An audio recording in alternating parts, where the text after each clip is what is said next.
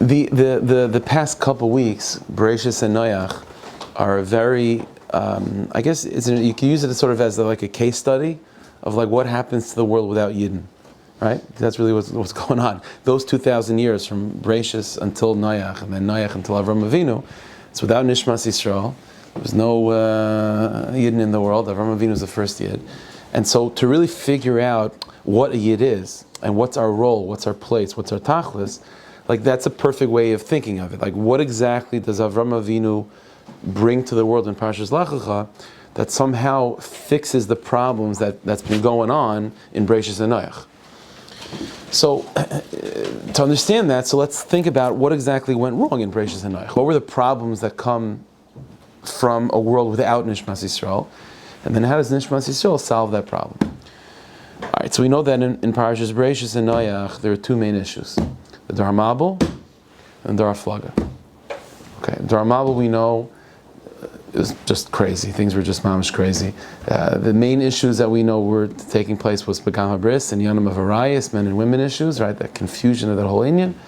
And Geneva and Gezela, theft and so on, the not having boundaries between one person and another. That led to the flood, okay? Then you have the Dar Flaga. Dar Flaga was a generation that they were focused on a mission, on a task of building, of creating, but it was in a way of rebelling against Hashem. By the Mabul, you don't find from the generation of the flood that there was like this frustration and anger against God. They're doing their own thing. They're just doing their own thing. But with the Dar Flaga, there seems to be this frustration and anger, and even jealousy against Hashem. So let's figure this out. What exactly is this coming from? Okay, so I want to share with you. This is a subtle point. It's like a psychological nakuda, but it's something that you find in the writings of Ishbitza, and it's a very important point, because if we could figure out exactly what the issue is with the world without Klal Yisrael and how it emerges, how these issues surface, Dar Mabul and Dar Flaga, then Avram Avinu is plugging those holes. Avram Avinu comes to fix that. So let's understand. See, what was the issue with the Dar Mabul? What was the problem? Where was that coming from? So it's like this, there was an old, nowadays it's not so relevant anymore, but back in the day there was a philosophy which was very enticing to people, and people really fell for this, which was the kadmus ha'olam, that the world always was. The world always was. The world wasn't created at a certain point and then moving forward it always was. Now, even though that philosophy we don't necessarily believe anymore, because we all know that the world has a beginning. Even scientifically, we know that there's a beginning. But that philosophy has a psychological effect as well. There is such a thing where a person believes that who they are always was, always is, always will be. And the meaning of that is as follows. There are some people that when they wake up in the morning, they don't necessarily have that drive of answering a basic question, which is, why am I here? What do you mean, why am I here? Do we ask, let me explain it this way.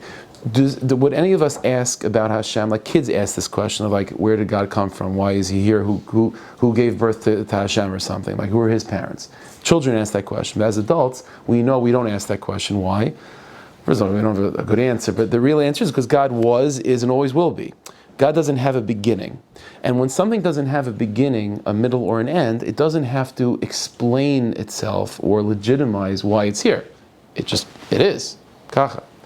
There is such a thing where a person has that feeling and that sense of, I always was. I always was. But then do you have meaning? Oh, that's the point. Then there is no meaning. A person that has that feeling of I was, is, and always will be, on the one hand, initially that might create a feeling within the person of absolute inner peace and inner calm, of I don't have to legitimize myself to anyone, I don't have to prove to anyone why I'm worth living, I exist. And so initially it might be very, very calming. But as Naftali's pointing out, when you take it just a little bit further, what the result of that is a life without any focus, a life without any drive, without any meaning, without any mission. It's nothing. Or in other words, what you can describe this is a life without any name. It's a nameless life. What does it mean to have a name? A name means this is what you're about. This is what you're for. A name is the word that contains within it your shlichus, your mission, your objective, what you're supposed to do with the world. There is such a phenomenon as psychologically a person being nameless. And the namelessness of the person means that they just feel it, they are. When they look in the mirror, they don't see anything deficient. There's nothing missing. This is who I am. Anything that I feel, anything that I experience, it always was, is, and will be, and I don't have to legitimize anything. Kacha. I am because I am. When Adam Rishon was created, when the whole world was created in Parshas Bereshis, Chazal say a sentence about the creation, which was B'tzivyoinam nivru b'kaimasam nivru. Everything was created, fully developed. Adam was created not as a little baby that had to grow. Adam was created as a 20-year-old person, fully developed. When the cow was created, the first cow, it was created as an adult cow. Chicken was created as a chicken, right? Everything was created fully developed and nameless. And let's understand that entire generation, those many generations, 10 generations, from Adam Rishon until the Mabul, those were generations that were stamped with the psychological memory of what life was in Gan Eden. And when a person looks back and sort of in the back of their memory banks, there's something there that tells you, I existed before this world. Like Gan Eden is like before this world, you know what I'm saying? Adam Rishon Kadam Achet is a different universe. And the collective memory of humanity in those first 10 generations was that we existed before this world. We existed in that place called Gan Eden, which we can't figure out, we don't know what that's like, but we know that we were there. And we still remember the effect of being created fully developed. And we still remember the effect of being created without a name. Adam doesn't have a name. He never was given a name. Even Chava, that's given a name, is given a name after the Chet. But Adam doesn't have a name. He's just man. And what this does to those earlier generations is it gives them initially a sense of calm, a sense of peace, a sense of serenity, a sense of like, I am who I am, an inner confidence. But ultimately, there's no drive to do anything. There's no drive to do anything. There's no drive to accomplish. This is why, for example, those early generations were living like hundreds of years. Mamish, hundreds of years. Because that's a reflection of the psychology that they were having as well. Living for hundreds of years, we have a hard time, 120 years, we have a hard time being conscious of the fact that we have a beginning and an end. Can you imagine living for centuries? For 500 years? You're not even getting married until you're 500 years old. So for 500 years, you're just living as a bacher, doing, whatever bacher do for 500 years. What does that do to a person psychologically? What that does right. What that does to a person is that they and they're happy with that. They're at peace because when they looked in the mirror, they saw a reflection of just as Hashem exists without a reason, and He doesn't have to prove Himself to anyone, and Hashem doesn't have to do anything to make Himself worthy of being God. He is God. So that's how we are too. And the result of that was Pagam HaBris. The result of that, why is Pagam HaBris? Pagam HaBris means aimlessness. It means there's no kivon, there's no direction, this is my focus. When a husband and wife means there's a focus. It means I'm focused, my energies are focused to this person alone, and I'm not going to allow myself to get lost in other places. There's a focus, there's a directive, there's a union between light and vessel, so to speak, between potential and actual reality, of bringing things forward. When a husband and wife are living together in a proper way and it produces B'ez Hashem children, it means something has potential and it actually, you followed through with it l'maisa. Something came, it wasn't just is. You produced something, you produced a human being. There was some peiros that came with it. But the early generations, it was just Pagam HaBris in a way that it was fruitlessness. They were not fixated, they were not focused on producing anything. There's nothing to produce. We are who we are, and that's it. Kacha. Geneva is the same thing, theft is the same thing, it's boundaryless. There's no mechitzas, there's no real identity of who I am. Who I am is just I am. And who are you? You just are. There's nothing that gives me an individual identity in terms of what I've accomplished in life. There's nothing, I don't have a name. I don't have, there's no letters after my name, there's no doctor, Mr. Rabbi, there's nothing. Who am I? I just am. The same thing as you. And that creates a lack of borders. It creates an absolute just anarchy of why should I stop? Why should I not, take that object that you have? Because it's yours. Well, who are you? You exist just like I exist. Is there such a thing as theft when it comes to animals? No. Don't get me wrong, there's the law of the jungle of you don't want to take the zebra away from the lion's mouth because he might bite your head off. But it's not because it's a legal issue, it's not a moral issue, it's just taking care of yourself. Why is that? Because animals are also nameless. They just are. There's no sense of beginning and end, there's nothing like that. It's just surviving, just living. So there's no boundaries.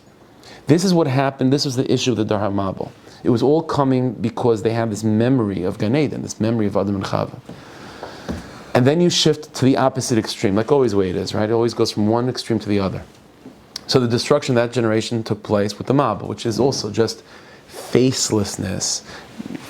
The world is just covered by water. And when you look at the water, there's no division, it's simple.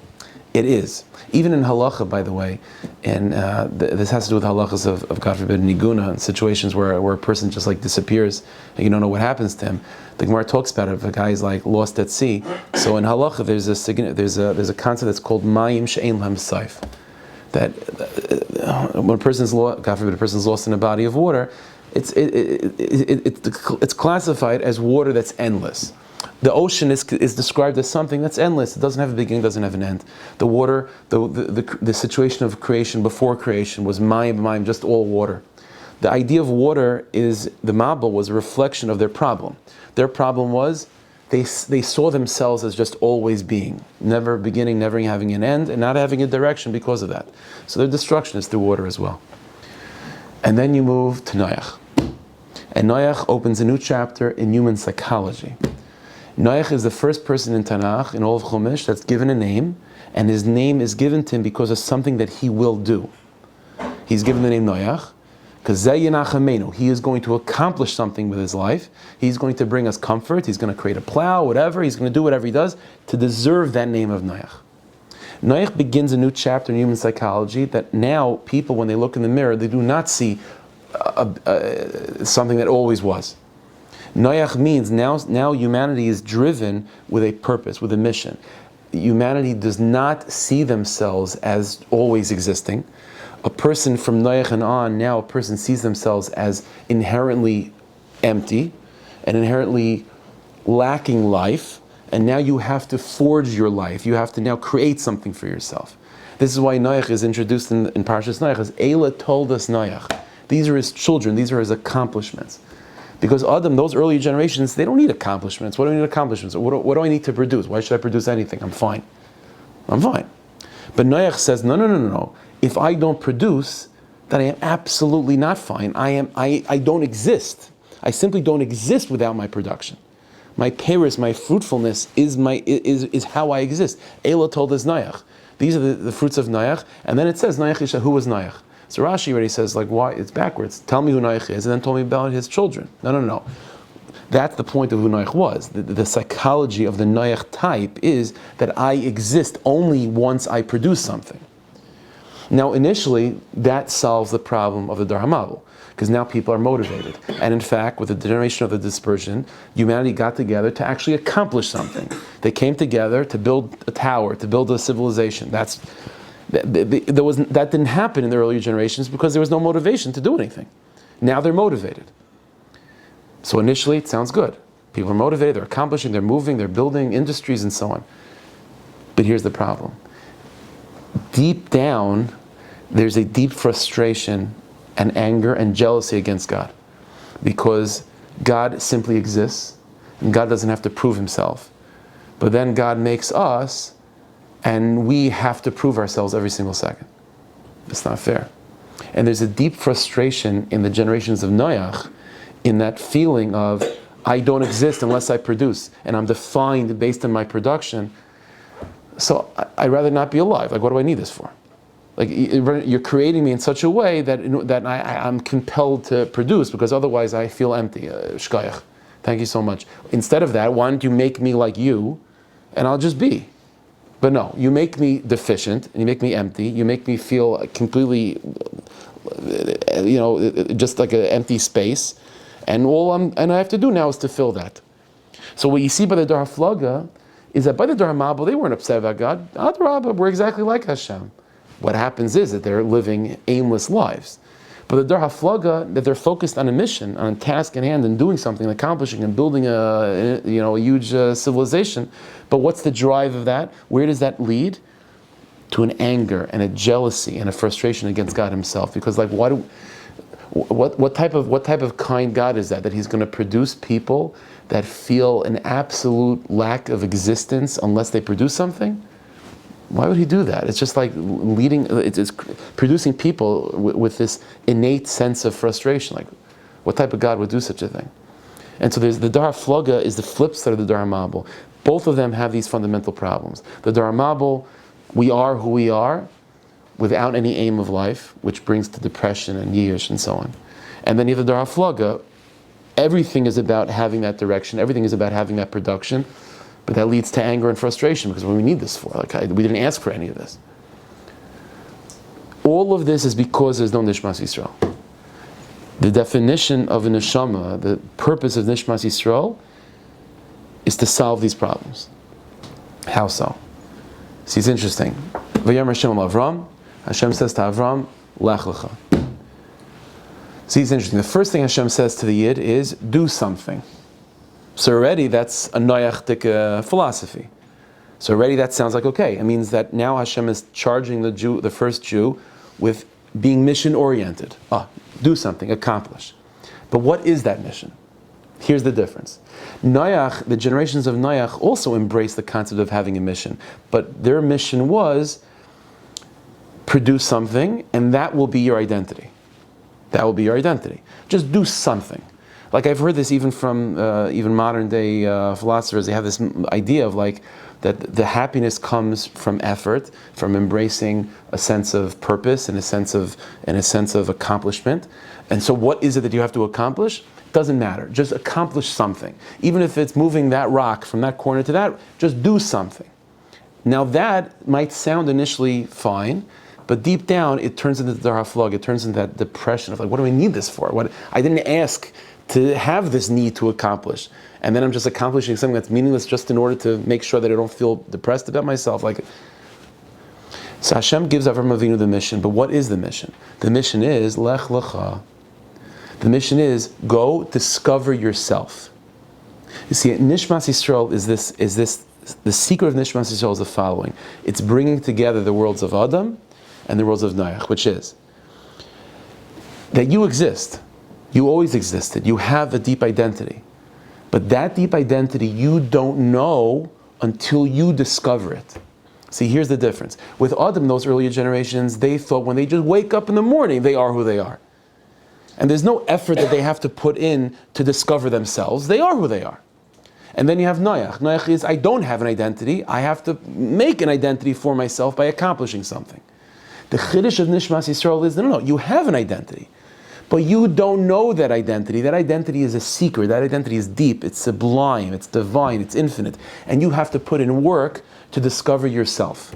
And that's the purpose of your work. The purpose of your work, of your toil, is not to create this new identity based on what you've accomplished, of just randomly picking a project and doing it, and then, that's who I am. No. Your project in life is discover yourself, because you don't know who you are by just waking up in the morning. Lech Lecha, go into yourself and discover yourself. That's your mission and that's your drive. This is what Nishmas Yisrael brings to the world. Nishmas Yisrael brings to the world a sense of purpose, of mission, of drive, but that drive itself is to just deepen your a self-discovery, to discover that part of you that always was and always is and always will be. Because that part of you which is divine is not on the surface. This is the mistake that the early generations made. The generations of Adam thought that of course we have a part of us which is godlike, but that part of us which is godlike, you meet it right away. That's not true.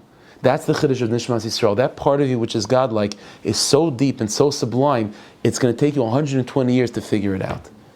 And that mission, that avodah of Avram Avinu, of going, of moving, of searching, of striving, it's about it's about peeling back the layers of yourself and discovering how deep you were, because you don't know how deep you are. You think you're deep, you're not deep. You don't know how deep you are. It takes work, and it takes years, it takes Torah mitzvahs, it takes avodah, pnimius, in order to discover who you are, but that's your mission, to discover who you are. This is why it's an amazing thing. Avram Avinu has a name, right? His name is Avram. But he embraces that name Avram to what? For the ultimate goal of discovering a name that he didn't even know he had, which was Avraham. So it's all about a name. But Avram Avinu, the others are given these these dual names. You're given Avram, okay? That means the name that you have to use to work and to accomplish. But what are you accomplishing? It's all for one purpose, to discover that name that God has given you already, which is Avraham. So there's the name sort of that your parents give you, which is like, those are the tools that you have to actually do work in this world. But what is that for? What are you digging for? What are you looking for? What you're looking for is the name that God gave you. And this is something we do find with the Yishbitzer as well, is that everyone has many names. You have a name that you name yourself.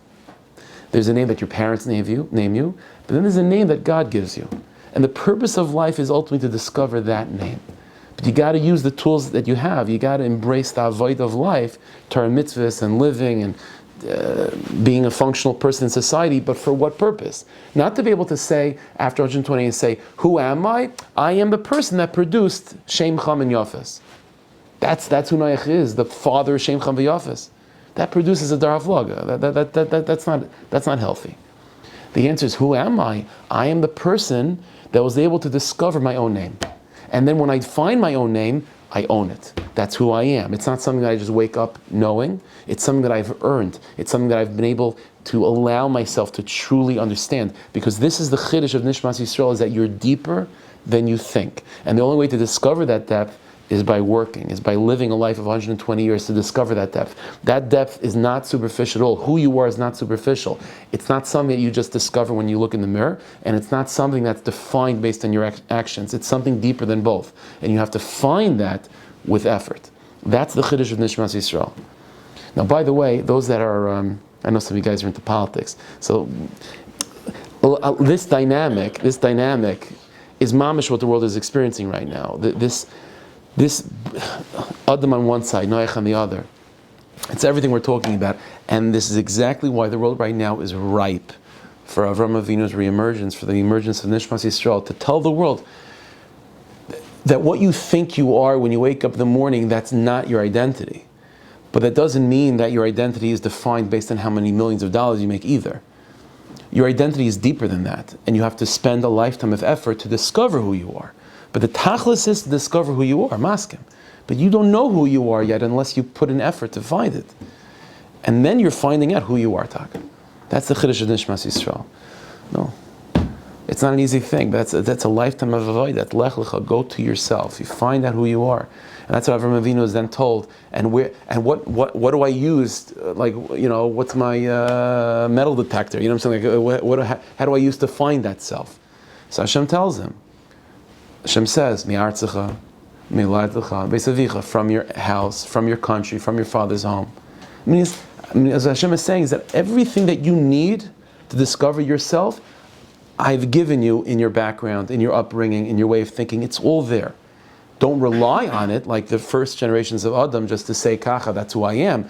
But use your experiences and use your character traits and use your perspective and use your background. Those are the tools that I'm giving you to Lech Lecha, to find yourself. So you have it within you to do it. It's like Me'ever L'Yam, it's not L'Shamayim, it's not some other place. It's within you. But you gotta put in the work to find it. And that idea is the most satisfying mission that any human being could have. To be given a mission that you're going to spend 120 years working hard for what? To find yourself and to discover how deep you are, because until that 120 years, you can't find, you don't know how deep you don't know how deep the rabbit hole goes within you. That's satisfying. That's an amelus, that's an effort, that's self-satisfying, and that's an amelus that the world will be receptive to hear. And Yidden are 100% receptive to hear. That's who we are. That's Avram Avinu. That's Lech Lecha. No, Hashem should help us. We should be zeicha not to have any of these issues of the mabul and aflug and confusion, babulim, both aimlessness and hyper focus of a mission without any real inherent value. Hashem should help us. We should be zeicha to that, and we should all accept that mission of Lech Lecha and Taka return to Eretz Yisrael, B'Vias Kol Tzedek, Meher V'Imenu Amen.